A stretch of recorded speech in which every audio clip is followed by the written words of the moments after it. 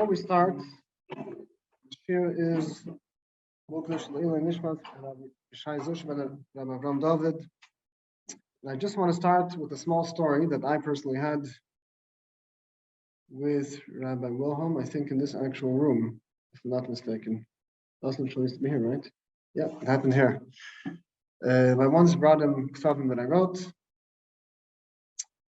and somebody, whatever, I asked somebody to look over the ksavim to fix any typos that I missed. And the person that was looking over the ksavim added an extra hey.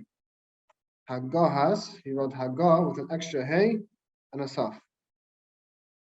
So I felt embarrassed because I saw that the person added an extra hey. So I pointed it out, don't,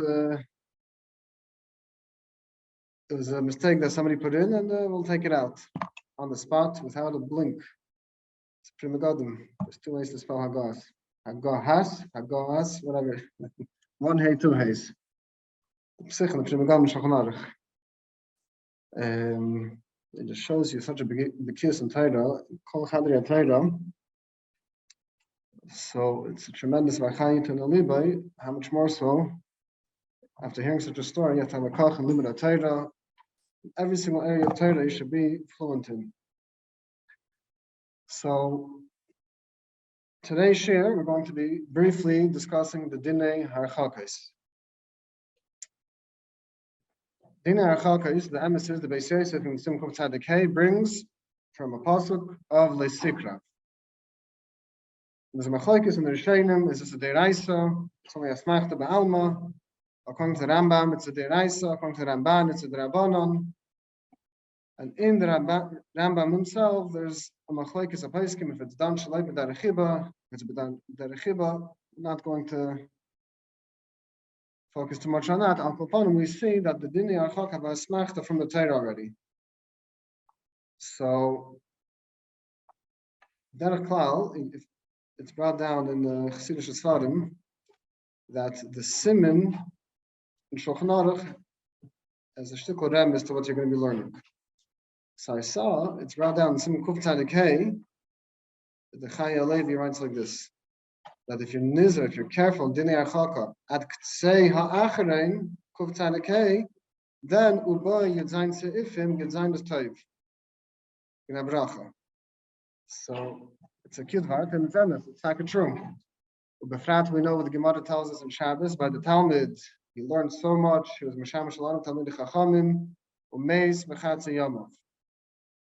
And his wife is going around. How could it be? How could it be? How could it be? She showed the tefillin, says in them that this is Yarichos Yomim. So Eliyahu Navi came and was Nevada. They weren't careful in dinei harchaka. And there's a shafaloshin in the Gemara that Baruch Hamakim Shahargai at Knekach. So dinei harchaka is, as we mentioned, is meikarim midiraisa. Some harchakas are mamish midiraisa, some midrabanon, some gzeil gzeira. But lahalacha lamaisa, it's also meaning if something is also in Shulchan Aruch, it doesn't make a difference. Deraisa, drabanon, minhag. This is what's accepted by Klal Yisrael. This is the halacha. This is what has to be done. So the Mechaber starts off with there's a chiyuv on the husband and wife to be perish b'yimei nidasa. This is kolol sai, the days that she's actually bleeding, the 5 days usually, 6 days, 7 days, everyone's different. It's also kolol, the exact same thing after she makes the hefsek and starts counting the shiv nekim. Right? There's no difference between when she is actively bleeding until she stops bleeding. The halachas are the same, and the harchakas have to be kept until she counts properly the shiv nekim, and she tevels without any chatzitzas or kosher tevila. And the Mechaber continues to point out that afilu b'devarim, you have to be perish even when it comes to speech. So shaila is what's the gather of the speech that you have to be perish from.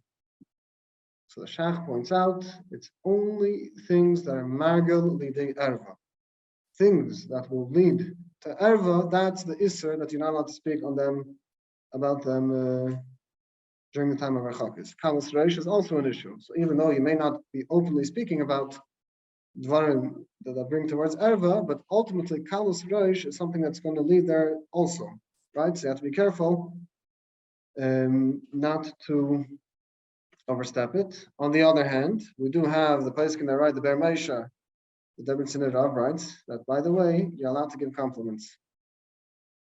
Just don't forget. As I state, that in a Hanami, you have to be careful what you say, you have to be very careful not to overdo it. But this is only a very limited thing. Things which are magil lidei erva. Compliments, to be nice, to be a mensch, is adrabah, that's the right thing to do. And he actually writes, sometimes it's part of the mitzvah to do so. So it was interesting. One time, a newly married person came to Shiloh.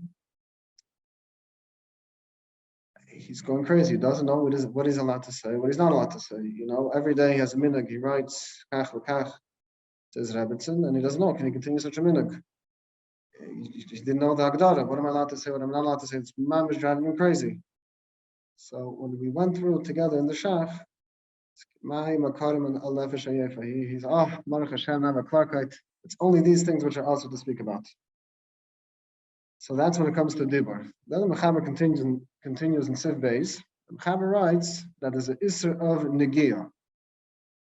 Right? The Isser of Negiah is also Kelo the Levushim. You're not allowed to touch the Levushim when she's still wearing them. So as long as the Levushim are still on her, the halacha is one has to be careful not to touch the Levushim, and at Kedei Kach, your Levushim cannot be touching her Levushim. But as we mentioned, it's only when she's still wearing them.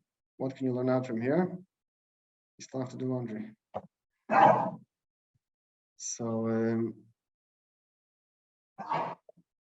there's also an Isser of Heishata. Heishata means to pass from hand to hand. We'll see there's certain restrictions when it comes to giving food, serving food. Over there it applies even if it's not from hand to hand, but giving something like a key, a cell phone, a wallet, or any other chayfetz, any other object, one may not pass from hand to hand. Zrika, before we get to Zrika, also a davar aruch, something which is very, very long, is also included in this prohibition. One is not allowed to pass something which is very long. And the Rama points out also Zrika. Zrika means to throw. One may not throw from hand to hand. Some poskim want to suggest that it's mutter to throw up and not in the direction of where the wife is. However, the Siddur Tara writes that yesh lahachman, not to be makel on this. Put it down. The wife should take it. You should not throw, even if it's done in such a way. Giving gifts. Oh, so there's attachments. So handling a baby, it's a very good shiloh. There's attachments that writes that one may pass a baby.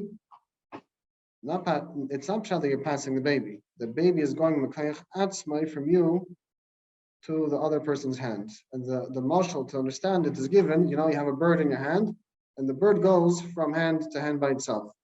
So if you have a child which is old enough that is able to by itself go up into the other spouse's hands, that's considered mutter. Now, I want to point out that the Shevet HaLevi is machmir on this. Why? If you look, who are all the poskim that accept this heter? It's all the Spanish poskim. Why? Who is machmir by zrika, by throwing? The Ramah. And he points out, if you go with the Ramah, that you're not allowed to do zrika, the Kolshkein can't do this. You can't pass the baby, not pass, passing is also. You're not allowed to have a matzav where you're holding the baby and the baby on its own is going from one spouse to the other. Yeah, pretty much. So first of all, nobody does it right. Nobody does it right, that's for sure. And number two, if you go to Ramah, the Shevet HaLevi points out that zrika is a kolshkin from zrika, right? The nifal is you're having one chayfetz going to the other spouses. Not chayfetz, it's a child, but it's the same idea as zrika. You're taking a chayfetz, passing it through zrika to the other person's hands. So over here, the nifal is the same thing. The baby is coming from your hands until the other spouse's hands. It'll be the same din. So some want to say that. Some want to say that, not so much that zrika, you're doing a pu'ula. You are the one who's being zayrik.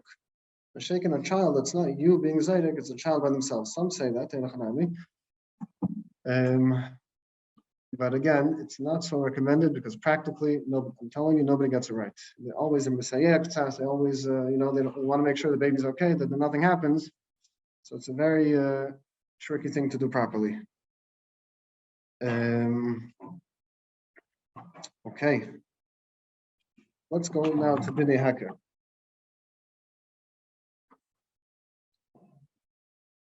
That's what I want to say before. I was trying to remember if I had something to say. Matanas, giving gifts.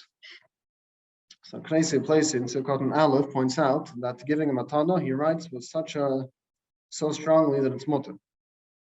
He's ma'arich to be maksha, to ask questions on the Minchas Yaakov, that his Agdar of harchakos, according to that, matana should be also. So it's not pshat that Minchas Yaakov holds a matanas are also, but he's saying if you're going with them a halach, then you're going to ask for something which everyone accepted already is mutter. So we see from the Knesset Place that there's no isra in giving matanas. Now, with that being said, there is a Mekar Chaim that writes that matanas could be problematic. So what's the difference? If you do derech chiba, you have to be very careful. That's already also, right? If you're doing it in a way of, you're putting it down on the table. There's no real kirav adas that you're doing it in a very undiscreet, unromantic way. There's takana issa.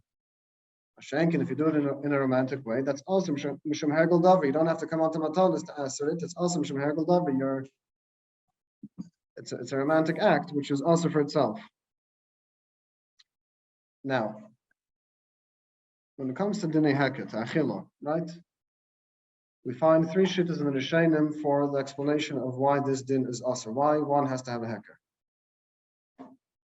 So we'll just say them outside,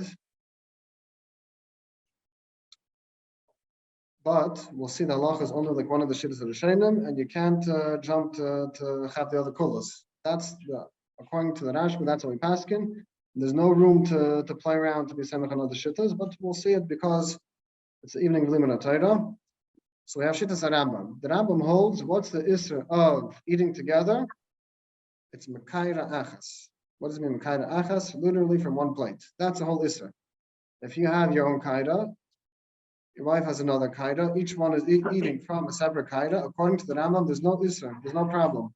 Chazal never answered such a thing. Then you have shittas Rosh. The Rosh holds, what is the isra of achila together? It's ma'in shulchanis ktanis. Back in the day, the seder was that they didn't have big tables like we have in our homes. They had small tables like in a restaurant. A very romantic setting that it's only the husband and the wife. There's only place for 2. That's also why the Rosh writes, because it's derech chiba.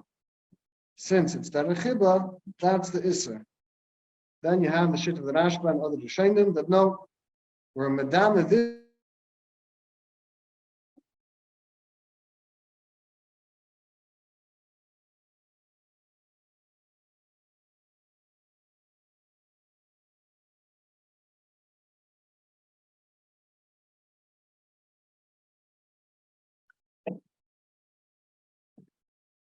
That's healings. Anything?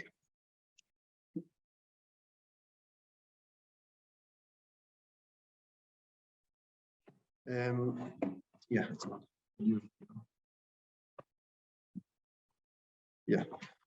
Where were we holding? Shittas Rashba and Sin Peiches. Yeah. So according to the Rashba, if you're going to learn that it's the same halacha of Sin Peiches of eating, one person is eating basar, one person is eating cholov, then there's no difference. You can have other people by the table. You can have a huge table. Does not make a difference. There's a din that is isra to eat together without a heker. Yeah. So la halacha, the Mechaber paskins like shittas Rashba, that you always need to have a heker no matter what. With that being said, let's just spice it up a little bit, so to speak. Let's bring out a little bit of the nafkaminas between the shittas in the Rishonim. So the Siddur Tada explains very, very nicely. What's an nafkamina between shittas Rashba and shittas Rosh? Explains very, very geschmack. He says like this: if the Isra is mishum derech chiba, it's the way, a romantic way, so to speak, to eat. A heker is never going to help you. You're never going to be allowed to eat on the table unless it's a bigger table with other people there, because that's not a romantic thing. Heker does not help for derech chiba. So according to the Rosh, it's a big chumrah. Mitzad Sheni has a kula that if you have other people on the table and it's a bigger table, that's not considered derech chiba anymore, and therefore you don't need a heker. The Isser doesn't apply in such a case. According to the Rashba, you have a kula that even by a small table, which according to the Rashba would be a problem, according to the Rashba, a heker is still going to help. Because the Isser was never Mishum Chiba. It's only a Gzeira Dumya, the Bas B'chalov. Allah to Achila, that you're not allowed to eat together. Maybe it's going to lead to something else. And the other way also, he's machmer, that even if you have a big table with other people there, you still need a heker. That's the difference. So according to the Rosh, you would not need a heker because that's not derech chiba anymore. According to the Rashba, I'm not mischash with derech chiba. You need a heker, you have to have a heker. It's a big table, small table, does not make a difference. So that's the three shittas in the Rishonim. And again, we mentioned the Rambam, but again, the halacha is like shittas and Rashba that no matter what, big table, small table, husband and wife, only husband and wife, other people present, you have a huge su'udah. We're not matter without a heker. Now, there is the Rabbeinu Yerucham who brings out a very, very interesting shitta. He writes like this: if the husband and the wife have a makom kavur where they always sit, this is the husband's spot, this is the wife's spot, right? That's the kviyos. What happens is it going to be enough if the wife changes the spot? She goes down a few spots or she switches to the other side. Is that considered a heker? The very fact that she has a kviyos to sit in one place and now she's mashana mekayma to sit in another place, is that good enough? So the Rabbeinu Yerucham writes, yes, it is good enough. However, the Piskei Din Tzemach Tzedek does not accept this. He writes that Kinira, the minig is not to be same on this Rabbeinu Yerucham. That's what he writes. So now let's get to the fine detail. What's a heker? Right? And now we know that you always need a heker, yeah? It's a problem.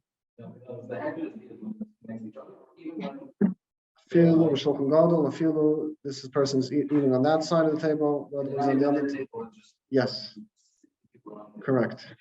Yeah, 100%. According to the Rashba, yes. That's it, yeah, no plug and finished. Yeah. There is a Piskei Tshuva. We'll see if we'll have time to discuss it, because the Piskei Tshuva is not really the main halacha, but let's get what is the gather of a heker. What is a heker? So you have the Shach and the Taz, they both send us back to Siman Pei Ches in Bas B'cholov. So whatever is good over there is good over here. What is good over there that would be good over here? So you have a few options. Number one, you can have a kan, a jug of water, a jug of water. No, how do you say it? Pitcher. Oh, thank you. A pitcher. There's two different types of pitchers. You can have a pitcher which you never have it on the table except for Yemei Nidasa. You set it aside for Yemei Nidasa. That you can have on the table even if you're drinking from it. Why is that? Because it does not belong here. The very fact that it's on the table is showing you, it's reminding you, oh, why is it here? Because at the time of harchakos, right? That's why you're even allowed to drink from it, because the pitcher itself is a heker. Mashenkin, if you have a pitcher which is always on the table, it can still serve as a heker as long as you don't drink from it. Again, if you have a pitcher that you always drink from, what's halacha? I'm sorry, that you always drink from, meaning to say that it's always on the table, then the halacha is you're not allowed to drink from it. If you're setting it aside, it's sitting on the table, you're not drinking from it, that serves as the heker. Why? Because why am I not drinking from it? Why am I not touching it? Oh, it's starting to remind me that it's a heker. The other option is if you have a heker which is never, ever, ever on the table except for Yemei Nidasa, then even if you're drinking from it, it still serves as a reminder because it never belongs there. Okay. That's those two options when it comes to a pitcher. Now, what happens when it comes to a piece of challah? Yeah, it says a lechem. Yeah, it's brought down. Over there, it makes no difference. You're never allowed to eat from it, right? It has to be a piece of bread that you're not touching. Then it serves as a heker. Why are you not allowed to eat it? Because if you're eating from it, it's not a heker. It's not what's going to help you. You're eating from it. You're not going to remember that it's there because of a heker. You're eating it. It's part of like any other food on the table. So a pashta eitzah, when you're a guest by somebody's home on Shabbos, or you're by your own house and you have guests, it's a little bit awkward. Take a piece of challah, buko, set it aside, put it in between both plates, and that's it. That's the whole thing. Another example which is brought is the emissaries. It can be any chayfetz which does not belong to the table. A menorah, which is also brought. If it's something which does not belong to the table or doesn't belong in this part of the table, and you put it there, it's gavoya k'tas. It has to be a little bit high. That also constitutes for a hacker. Something low like this doesn't have any height to it is not good enough. It has to be gavoya k'tas. That's lashon the Paiskim. The Shulchan Aruch, it does not say anywhere specifically how tall. It says gavoya k'tas. And the example which we learned this out from is from a menorah. So a menorah doesn't mean like Hanukkah. It has to be a huge, something they had light. Back then they didn't have lights. They had little candles on the table. No, it can be a slice because if it's a slice, there's no hacker. People read from it. Yeah, it has to be a bulka. Yeah. Pashtus, yeah, because that's why you're not touching it. A slice, there's no hacker that you're not touching it. It was touched already. And another example which is brought, we have three more examples. A din of a mapper. Yeah.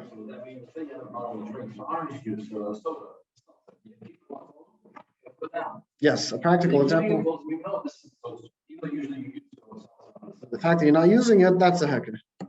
Yeah, so that's a very good point. A very practical application is it's not limited to a pitcher, but if you have a bottle of Coca-Cola, orange juice, Pepsi, whatever, it doesn't make a difference.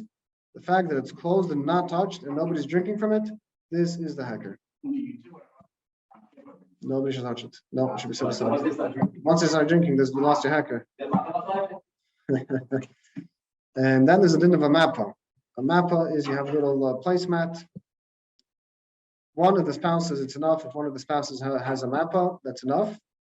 There's a Chachmas Adam which writes that two plates, one on top of the other, can also serve as a mappa, as long as you never do it in such a derech. So if you're eating a suda by your suda Shabbos by somebody, you have the fish plate and the meat plate, that does not serve as a hacker, because that's a derech. But if you're eating by a suda, that it's never the derech for whatever reason, to have one plate stacked on the other, and you're now b'dafka doing it, you have the kula, so to speak, of a mappa. It also applies. So again, the main nukuda over here is it's not the regular derech. That's what differentiates between a hacker and not a hacker. Another eitzah the Shach brings from Rabbeinu Yonah is that the wife could be megala k'tzas. She can remove a little bit of the mappa from the tablecloth and eat directly on the table. The husband's eating on the placemat. That's also good. That's a shinoi. Okay. Then we have the Ramah. The Ramah continues in Sid Gimel and he writes like this: that when do we say that there's a chiyuv to have a hacker? That's only when you always eat from two different plates. But if you eat only from one plate, and now you're eating from two plates, that's the hacker. As long as you're eating the same meal. If one person is eating one thing and the other person is eating something else, that's not a hacker because you have been eating from two plates either way.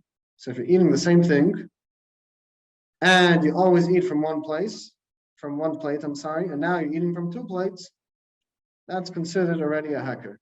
So we have the Shach that brings from the Bach, and he writes like this. The Bach doesn't fully accept this heter if there's other people present. When does he not accept this heter? If you're samech on this by itself, and other people are in the house, and they're eating by another table.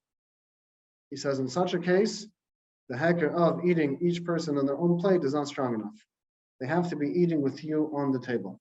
Again, there's a heter that the Ramah brings that if the derech is always to eat from one plate, this is how you eat. And it's interesting to point out in the Darkei Moshe, which is the Ramah's earlier chibur before he wrote his Hagaz in the Shulchan Aruch, he writes that I saw on every single plate, everyone just eats in two different plates, and that's enough. If you just read the simple lashon, that sounds terrible. There's no hecker, there's nothing. So the Sidney Tara points out, no, why did he write that? Because he came from Poland. In Poland, the derech was you always eat in one plate. So that's why, because everyone always ate in one plate, that's why the meaning was in the time of harchakos, they would eat two plates, and that was enough in his country. But the Sidney Tara points out in Ashkenaz, there's no such minhag. Everyone always ate in two different plates, it's not going to help you, right? In America, it's not going to help you this kula for most people. Yeah, it's on the derech. So with this kula in mind, so we have the back that writes if there's other people present and they're eating by another table, it's not going to help you either. They have to be dafka eating at the same table.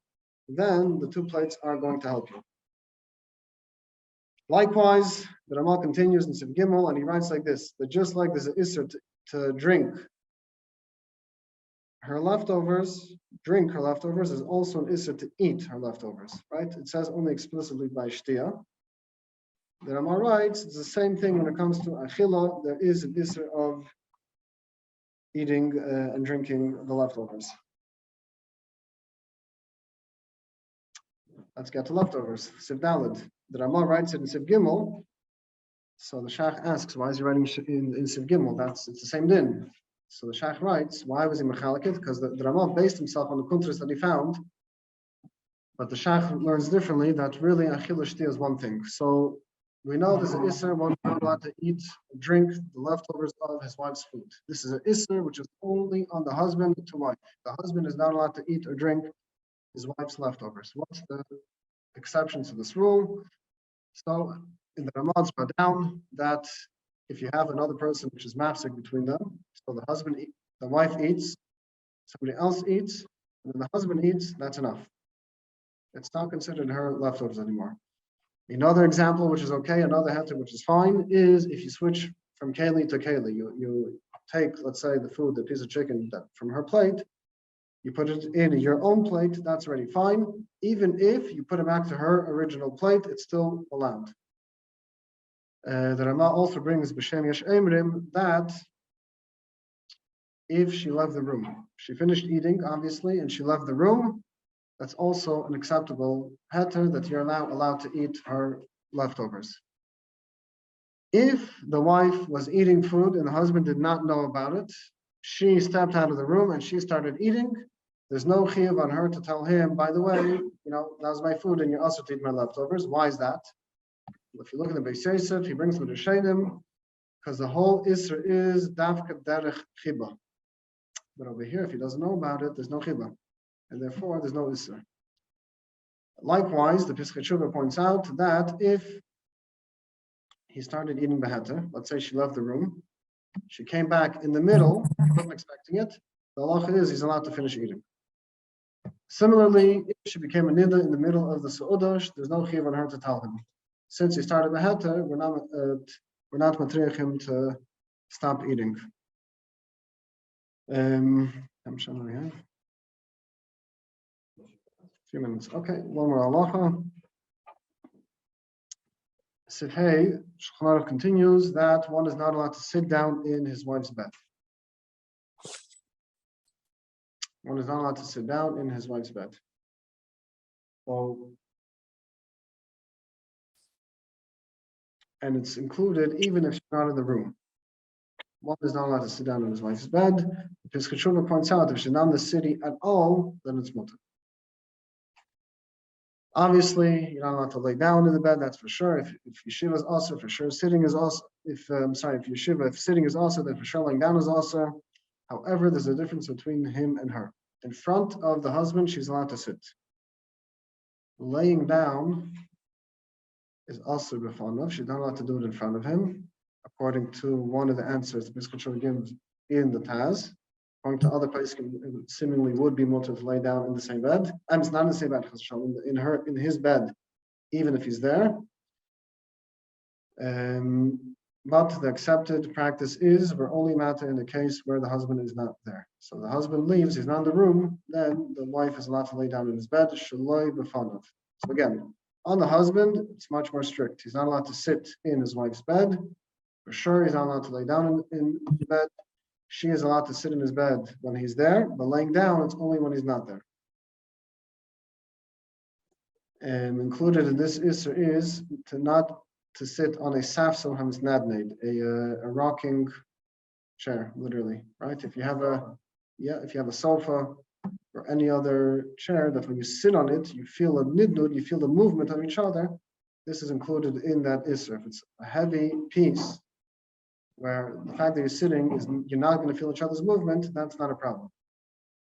And there's a lot of Gedorim, this couch, that couch, that's beyond the scope over here. It's you have to see case by case.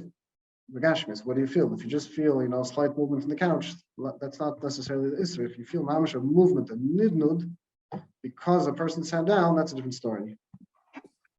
And then the Trumas Hadashin brings the same Ramah, a din of Tiyul Ba'agala. It's a big discussion. It's taken a lot out of context from here. Many Isurim people have made up. That's just the reality.